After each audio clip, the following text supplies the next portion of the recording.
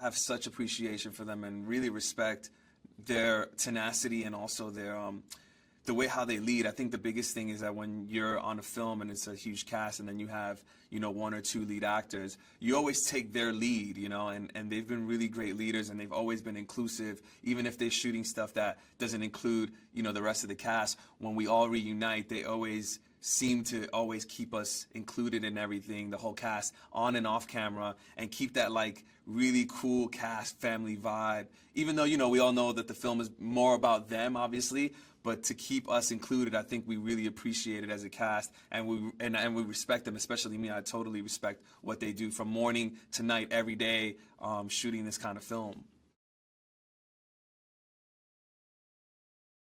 I think what Darker is about is, you know, love is always tested in any kind of way, you know, and I think in the first one, you know, they're still sort of finding themselves, both Anna and Christian, and where they belong, not only in the world, but in this specific relationship. And I think, you know, the love is tested again when another character like Jack Hyde, who comes along, and he really tests the waters in terms of, you know, he is really, you know, infatuated with Anna, and how far does Christian go to protect her, and how far does she go to protect Christian.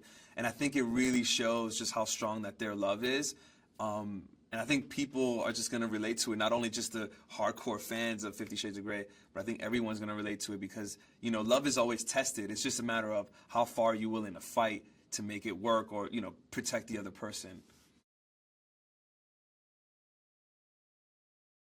You know, the love that Jose has for Anna in a way is unconditional, because even though she doesn't want to be with Jose and obviously she's with Christian, he still wants to be there for her because there's a love there. And so I think with that said, you know, even though Christian has Anna now, I think Jose really just accepts the fact that this is who Anna loves, and so he's gonna love whoever she loves as well. There's a lot of love I know going on.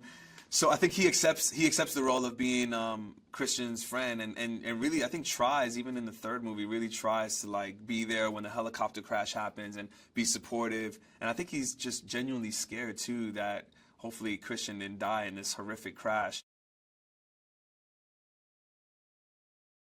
I think now Leonard did a great job with the scripts, because to adapt, you know, I don't know, I think it was 300 pages each book, or yeah, a little bit more over 300, and to make that into, you know, a 2-hour film is really hard, and you got to take out a lot of things, but then you got to put in a lot of things and make this, you know, make it a cinematic, dramatic thriller action film in a way. You know, it's difficult, and he did a great job. And on top of that, you know, you have actors who are just saying this dialogue, and they also want to make it better. So the collaborative element to the whole film was, you know, if now Leonard's words weren't, you know, if one actor didn't want to say it one way, or they thought maybe the scene should try a different tone another way, it wasn't because, you know, the dialogue wasn't good or whatever. It was only to keep that tone of thriller, mystery, romantic, passion. You want to keep that all in there. And when you have actors passionate about making the dialogue just as great, it's just a testament to Niall Leonard's writing.